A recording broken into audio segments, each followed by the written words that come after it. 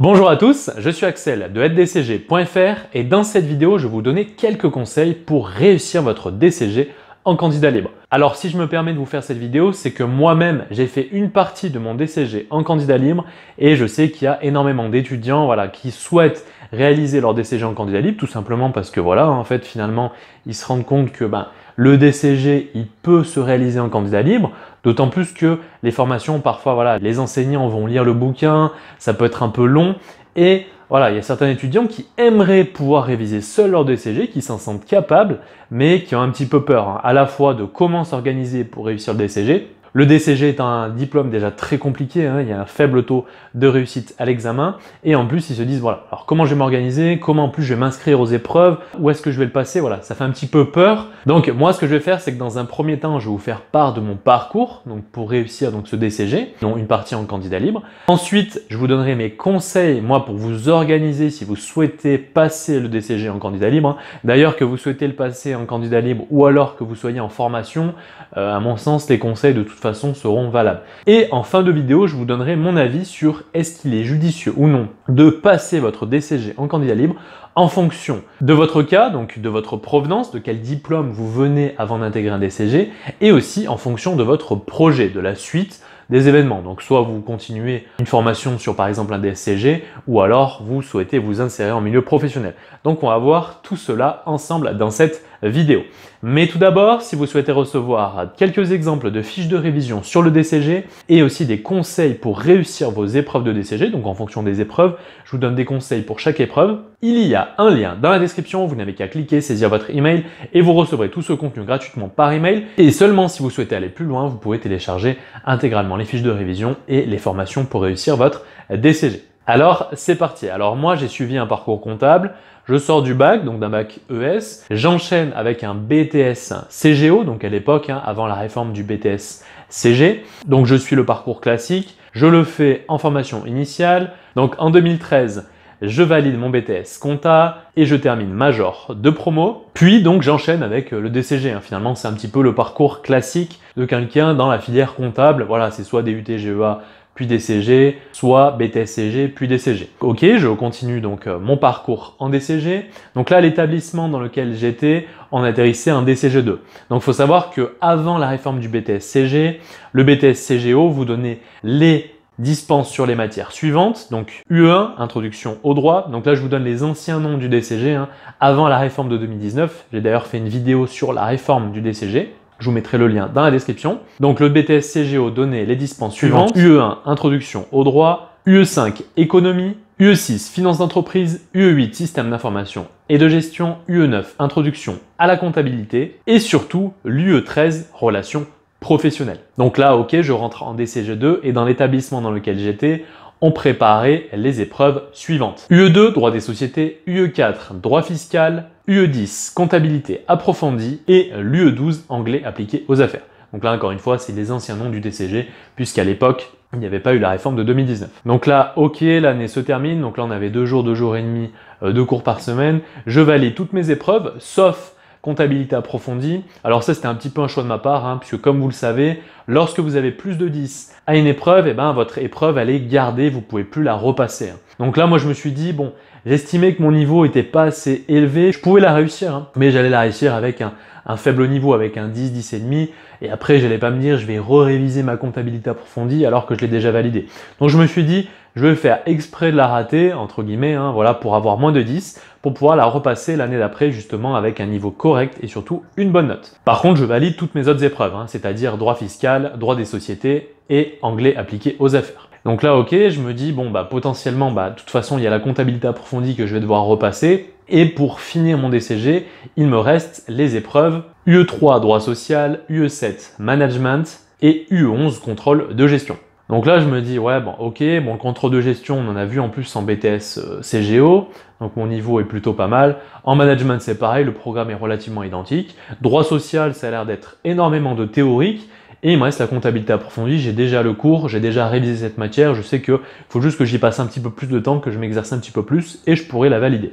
Donc je me dis, ok, déjà je vous avoue que j'étais pas trop enclin à refaire une formation en établissement puisque j'avais vraiment l'impression qu'il y avait beaucoup d'enseignants qui se contentaient de lire leurs cours Puis bon, des journées de 8 heures, voilà, où on bouffe du cours, voilà, le prof lit son cours, là on fait quelques exercices, ça va un petit peu lentement, il y a beaucoup de bavardage, etc. Donc ça fait un peu mal au crâne, hein. Je vous avoue que sortir des journées de 8 heures de DCG, vous avez la tête pleine et vous n'avez même pas l'impression d'avoir été très productif. Sur 8 heures, moi j'avais l'impression d'être productif 2 heures.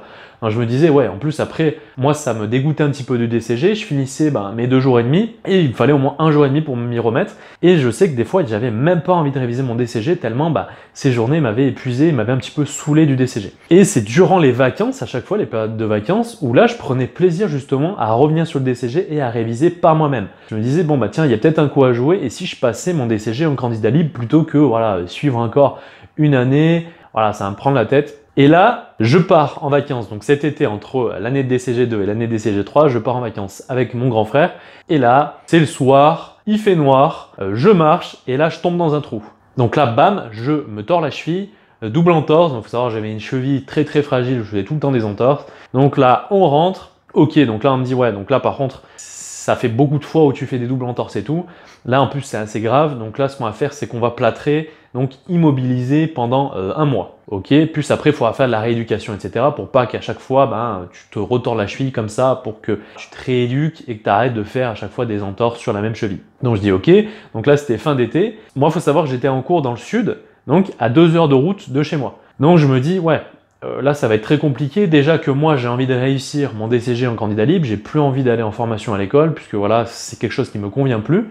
Et bien finalement, c'est un petit peu l'occasion qui fait le larron. Ok, là, ça me décide. Donc là, je me dis, ok, je m'inscris pas et je termine mon DCG en candidat libre. Je me dis, de toute façon, ce sont des épreuves qui se préparent très bien seules. Il faut savoir que si vous contentez juste d'avoir le cours qui est donné par votre professeur, là, vous êtes mort pour réussir vos examens, c'est même pas la peine. De toute façon, ça va demander beaucoup de travail personnel, quoi qu'il arrive, que vous soyez en candidat libre ou que vous soyez en formation en établissement. Et en plus, j'ai pas de mémoire de stage puisque grâce à mon BTS, j'ai la dispense de l'UE13. Donc je me dis, finalement, c'est que des écrits. Et les écrits, je me sais comment ça se passe puisque j'ai déjà fait quelques épreuves. Finalement, voilà, j'ai pas de surprise. Il faut juste que je les révise par moi-même, je m'entraîne sur les sujets, etc. Je les prépare de mon côté et ensuite, je vais les passer. Alors ok, au début, c'est pas évident. On achète les bouquins, on ne sait pas trop par où commencer, puis au final, on trouve la bonne méthode. On fait un travail de décortiquage des chapitres, on essaie de bien comprendre chaque cours, de le synthétiser sur des fiches de révision et finalement de le maîtriser, puis de s'exercer sur des exercices, cas et sujets d'examen. Alors pour ce qui est de l'inscription, moi c'est un petit peu ce qui me faisait peur, je me disais, ouais, comment ça va se passer au niveau de l'inscription? Alors il faut savoir que de toute façon, en DCG, vous inscrivez seul. C'est pas comme en BTS. Lorsqu'on suit le BTS CG en formation, on rend simplement un dossier d'inscription et c'est un petit peu le cours enseignant qui va s'occuper de votre inscription. Là, par contre, dans DCG, c'est à vous de vous inscrire tout seul. À partir du moment où vous avez un bac ou diplôme équivalent et que vous pouvez prétendre à vous inscrire aux épreuves de DCG, là, c'est à vous de vous inscrire aux épreuves que vous souhaitez. C'est-à-dire qu'à partir du moment où vous avez votre bac, n'importe qui peut s'inscrire à n'importe quelle épreuve du DCG. Ça va être une inscription en ligne en quelques étapes, pas besoin d'avoir une formation en cours, peu importe, n'importe qui peut s'inscrire et aller passer ces épreuves. D'ailleurs, c'est pas parce que vous êtes en DCG 2 que, par exemple, comme dans mon cas, je préparais 4 épreuves que je ne pouvais pas en passer d'autres. Je pouvais très bien en rajouter 1 ou 2, voire plus, voire passer la totalité en une seule année. C'est vraiment à vous de choisir. Donc là, faut pas que ça vous fasse peur, puisque finalement l'inscription est identique que vous soyez en formation ou alors en candidat libre. C'est à vous de vous inscrire et de fournir les documents. C'est pas le corps enseignant qui va s'inscrire à votre place. D'ailleurs, j'ai fait une vidéo pour comment s'inscrire aux épreuves de DCG, donc je mettrai le lien dans la description. Vous allez voir que c'est très simple, donc inutile de vous faire peur par rapport à ça. Voilà, vous vous inscrivez, on vous renvoie quelque chose, il faut simplement suivre les étapes, c'est pas très compliqué, et ensuite vous avez vos dates. En fonction de l'académie dans laquelle vous souhaitez passer vos épreuves, il faudra renseigner une adresse. Par exemple, moi, comme j'avais déjà passé mes premières épreuves sur l'académie d'Aix-Marseille, je souhaitais, mon frère était encore là-bas, était resté là-bas, donc du coup, j'avais mis son adresse. Comme ça, au moins, j'étais sur cette académie-là, je savais comme ça au moins comment ça se déroulait et je préfère. Mais après, hormis ça, il n'y a aucun souci, vous êtes guidé, tel endroit, telle heure, Se rendre à un examen, il n'y a pas grand-chose de très compliqué. Vous allez repérer les lieux un petit peu avant. Et il n'y a vraiment aucun souci. Après, vous suivez de toute façon le flux des étudiants. Moi, j'ai aucun sens de l'orientation. Et donc, moi, je suivais le flux. J'étais allé faire un petit peu un repérage où c'était. Et après, je suivais le flux des étudiants. Voilà, toi, tu es en DCG, ok. Bon, je te suis, bam, on passe cette épreuve. De toute façon, après, les salles, c'est très bien indiqué. Donc, il n'y a pas de souci là-dessus. Donc le stress, les inscriptions, moi c'était effacé. En plus l'épreuve relative aux mémoires de stage, ok, elle était grâce à ma dispense de BTS-CG, donc finalement j'avais que des écrits, je savais comment ça se passait et je savais comment les réviser.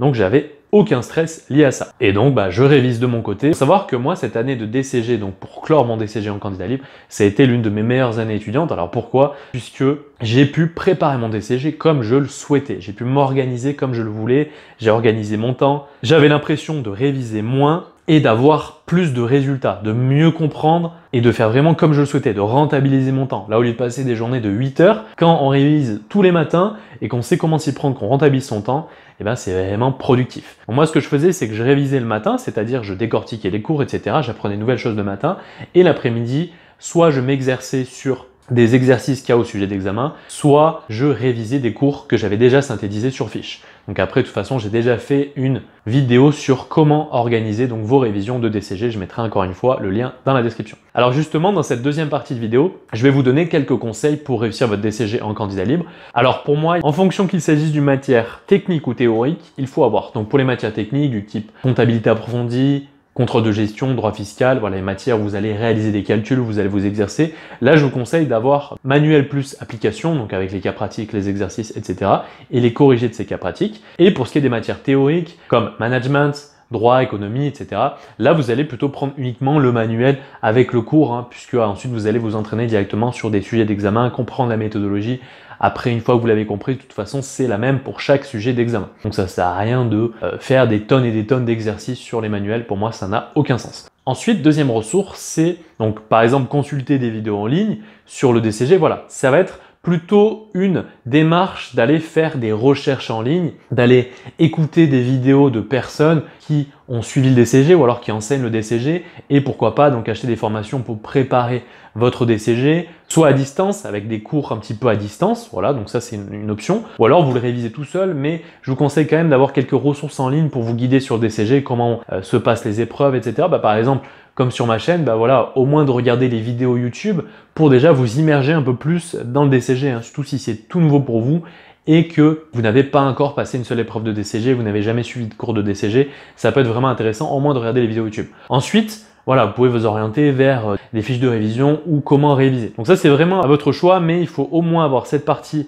bouquin, manuel scolaire et ensuite au moins quelque chose en ligne, un support en ligne, donc soit carrément des cours à distance, soit des fiches de révision, soit des vidéos qui vont vous guider pour structurer vos révisions, etc.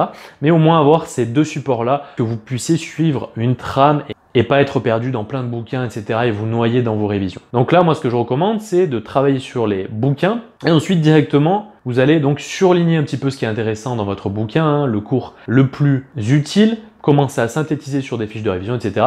Et là, très rapidement, il faut switcher sur des sujets d'examen, c'est-à-dire commencer rapidement à faire des sujets d'examen.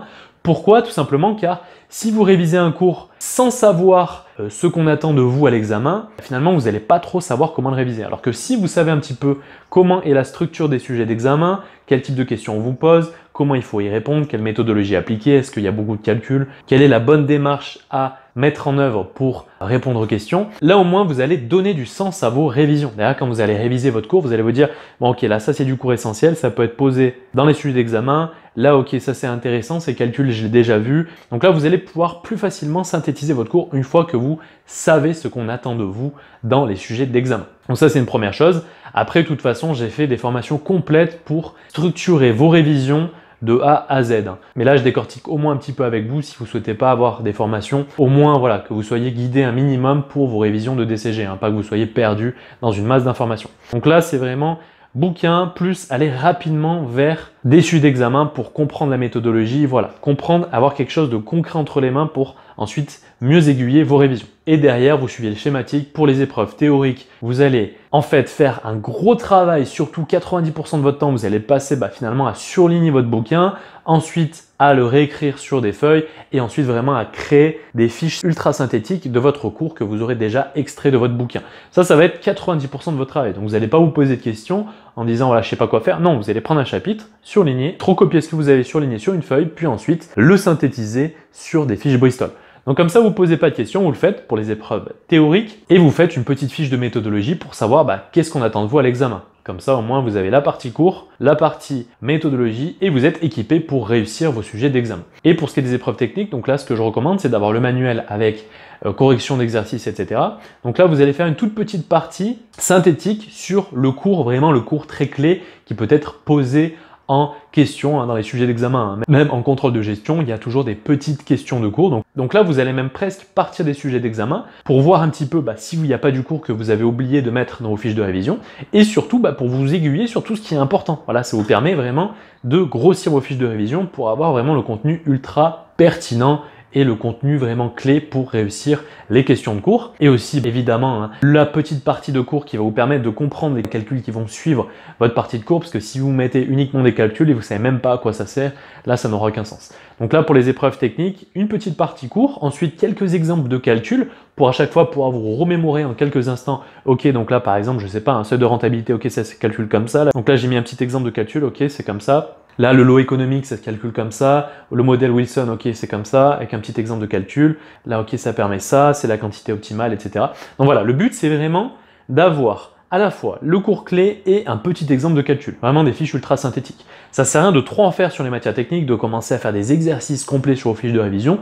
L'idée, c'est simplement de vous remémorer le cours et le type de calcul à effectuer. Et après, là, c'est l'inverse. Pour moi, c'est 10% à passer à faire vos fiches de révision, c'est-à-dire à comprendre le cours, faire des fiches de révision, et 90% de votre temps, vous allez devoir vous exercer sur ce type d'épreuve. C'est en vous exerçant que vous allez comprendre et assimiler votre cours, que ce soit pour le droit fiscal, pour le contrôle de gestion, la comptabilité, etc. C'est vraiment en vous exerçant que vous allez comprendre. Bien sûr, il faut un minimum avoir décortiqué les concepts. Par exemple, en comptabilité approfondie, il faut décortiquer un minimum un chapitre, mais ensuite directement, il faut vous exercer un maximum. C'est le fait de vous exercer qui va vous faire comprendre le cours. Là, vous allez vous dire, ah oui, ok, d'accord, donc là, je mets ça en charge, je mets ça en produit, je fais telle écriture parce que, oui, dans le cours, j'avais vu ça, ok, donc là, j'arrive à mettre en lien les deux.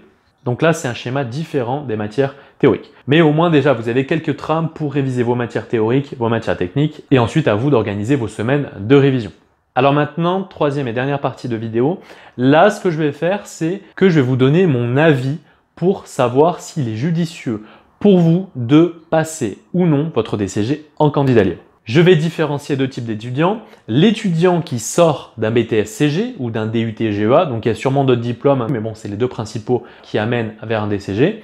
Donc si vous sortez de ces diplômes-là, eh bien, c'est que vous avez la dispense à l'UE13. Donc l'UE13, c'est communication professionnelle, donc depuis la réforme. Premier cas, donc l'étudiant qui sort de BTS-CG ou DUT-GEA. Et deuxième cas, c'est l'étudiant qui vient d'un bac. Donc l'étudiant qui n'a aucun cursus sur la comptabilité, à part s'il a fait un bac pro comptabilité, mais voilà, qui n'a pas un niveau très solide sur la comptabilité, sur le domaine de la comptabilité, puisque le niveau bac, c'est pas comme un niveau BTS-CG ou DUT-GEA. Donc forcément, ce type d'étudiant qui vient du bac va intégrer le DCG en première année et aura toutes les épreuves du DCG à passer, dont l'UE13 sur le mémoire de stage. Alors pourquoi j'insiste sur cette UE? Eh bien tout simplement car cette UE, c'est à mon sens la seule épreuve qui demande un réel suivi.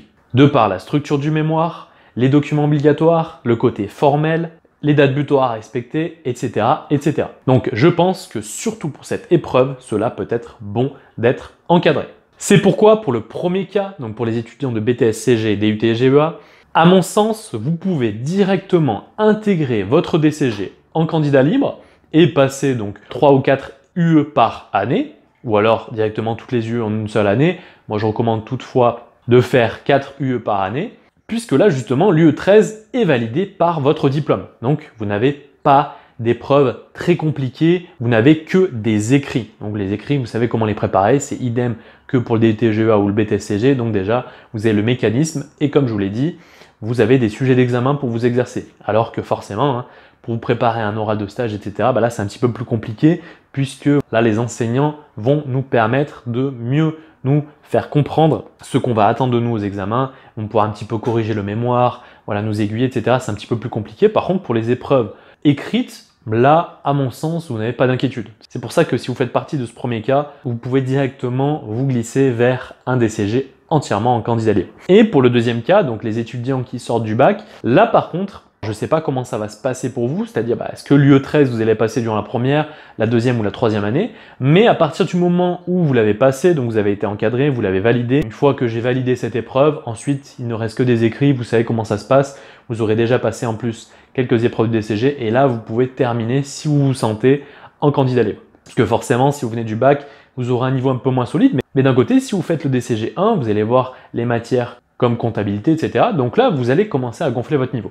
Donc après, à vous de voir si vous souhaitez, une fois que vous avez validé l'UE13, terminer votre DCG en candidat libre. Mais par contre, pour les étudiants du premier cas, moi je vous recommande vraiment de le faire en candidat libre, puisque de toute façon, il y a certaines épreuves qui ressemblent énormément au contrôle de gestion. C'est une grande partie du programme de contrôle de gestion que vous allez voir en DUT-GEA ou BTS-CG. Idem pour le management. D'ailleurs, comme je vous l'ai dit, une fois que vous avez le bac, vous pouvez passer n'importe quelles épreuves du DCG. Imaginons que vous soyez en BTS-CG, première année de BTS-CG, vous êtes libre de passer déjà des épreuves du DCG, comme le management ou le contrôle de gestion que vous aurez déjà un peu vu en classe. Ça ne vous engage à rien de toute façon. Si vous la ratez, vous la repasserez l'année d'après ou alors vous la passerez l'année où vous allez préparer réellement ces épreuves en DCG. Donc vous n'avez aucun souci. Mais je ferai une vidéo spécialement dédiée sur comment faire pour passer des épreuves anticipées du DCG lorsque vous êtes en BTS-CG, en DUT-GEA, comment ça marche au niveau des dispenses, est-ce que si je la passe, j'ai moins de 10, est-ce que je perds ma dispense, etc. Donc là, je vous expliquerai un petit peu tout ça. Mais donc voilà, retenez ça, si vous sortez de BTS-CG, DUT-GEA, vous avez la dispense de l'UE13, donc j'espère que c'est encore le cas avec la réforme. J'ai pas eu d'infos là-dessus, mais je pense que c'est encore le cas. Donc là, n'hésitez pas, vous avez que des écrits à passer et sur pas mal d'écrits en plus, vous avez déjà un niveau grâce à votre diplôme précédent. Donc, pas de souci, directement, vous pouvez glisser vers le DCG en candidat libre si vous le souhaitez. Et pour les étudiants du deuxième cas qui sortent du bac, là par contre, passez au moins quelques épreuves en formation, au moins jusqu'à valider l'UE13. Donc là, ok, on a vu les cas en fonction de votre provenance, mais maintenant à ça, il faut rajouter votre projet. Si vous souhaitez continuer en DSCG, alors là, oui, vous pouvez faire le DCG en candidat libre. Comme je vous l'ai dit, surtout si vous sortez d'un BTS-CG ou d'un DUT-GEA qui vous octroie la dispense de l'UE13. Par contre, si vous souhaitez vous arrêter au DCG, alors là, mieux vaut faire au moins la dernière année. Donc, non seulement en formation, mais surtout en alternance. Pourquoi? Car cela vous permettra d'avoir au moins une ligne sur votre CV d'une année d'expérience en comptabilité gestion. Et en plus, peut-être que l'entreprise dans laquelle vous allez effectuer votre alternance pourra vous embaucher en CDI juste après l'obtention de votre diplôme. Donc, à mon sens, ne prenez pas de risque. Si vous souhaitez passer le DCG, vous n'avez pas d'expérience encore dans le domaine, si vous souhaitez vous arrêter au DCG, moi je vous conseille très fortement de faire au moins la dernière année de votre DCG en alternance. Parce que sinon, c'est bien beau d'avoir un DCG, mais c'est un diplôme très théorique. Si vous avez un DCG, vous n'avez aucune expérience professionnelle hormis quelques stages, ça va être très compliqué de vous insérer un milieu professionnel, puisque même pour des postes d'assistant comptable, etc., l'expérience souhaitée, c'est 1 à 2 années. Donc là, en faisant au moins votre dernière année de DCG en alternance, vous répondez à ces critères pour trouver un premier emploi. D'ailleurs, petit aparté, quel que soit le niveau jusqu'auquel vous souhaitez aller, que ce soit le BTS-CG, DUT-GEA, vous arrêtez au DCG ou au DSCG, je vous recommande dans tous les cas de faire au moins la dernière année en alternance. Comme je vous l'ai dit précédemment, ça marche peu importe le diplôme. Si vous vous arrêtez par exemple au BTS-CG, vous faites un BTS-CG, vous savez que vous n'allez pas aller plus loin, faites-le en alternance. Si par contre vous arrêtez au DCG, là faites plutôt votre BTS-CG en formation initiale et votre dernière année de DCG en alternance. Évidemment, le BTS-CG en initial, si vous avez les moyens de le faire en initial, si vous pouvez vous le permettre, vous n'êtes pas obligé de travailler en étant étudiant pour financer vos études, etc. Évidemment. Mais au moins, vous allez avoir un niveau plus solide en formation initiale, ce qui vous permettra de simplifier votre parcours ensuite en DCG. Surtout si vous faites la dernière année en alternance, il vaut mieux avoir un niveau béton en BTS, CG ou en DUT, GEA. Alors faire en initial, avoir un niveau béton pour ensuite continuer en DCG et faire la dernière année en alternance, puisque c'est déjà très compliqué. Donc si vous avez un niveau un petit peu flou déjà avec votre BTS CG ou votre DUT GEA, ça va être compliqué de réussir votre DCG, surtout si vous le terminez en alternance. Et idem, si vous faites le BTS CG, puis le DCG, puis le DSCG, là je vous recommande de faire au moins la dernière année du DSCG en alternance ou la dernière année du DCG plus la dernière année du DSCG en alternance, au cas où ensuite vous arrêtez au niveau DSCG, etc. Vaut mieux prendre ces précautions. Vous faites au moins la dernière année du DCG en alternance, parce que si vous faites tout en initial, ça va être un petit peu compliqué déjà de trouver une alternance. Même pour le DSCG, même si une alternance est plus facile à trouver, peut-être que pour le DSCG, les entreprises auront peut-être pas trop envie de vous prendre en alternance si elles voient que vous n'avez aucune expérience. Alors ok, c'est plus simple, c'est pas comme si on vous embauchait en CDI, mais tout de même, hein, les entreprises ont préféré que vous ayez un minimum d'expérience.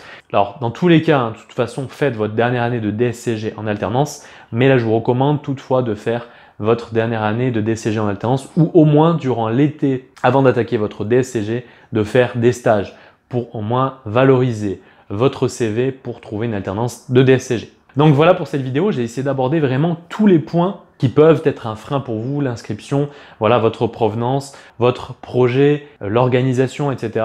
Comme ça, vous verrez si ça vous conforte ou non en fonction de ce que je vous ai dit dans votre choix de passer votre DCG en candidat libre. Je me répète, si vous souhaitez recevoir quelques exemples de fiches de révision du DCG, ainsi que des conseils pour réussir vos épreuves et vous préparer à cet examen, il y a un lien dans la description, vous n'avez qu'à cliquer, saisir votre email et vous recevrez tout ce contenu gratuitement par email. Et pour ceux qui veulent aller plus loin, il y a des fiches de révision et des formations complètes sur le DCG. J'espère en tout cas que cette vidéo vous aura été utile. Je suis Axel, créateur de aiddcg.fr. Je vous dis à bientôt et je vous souhaite bon courage pour vos révisions.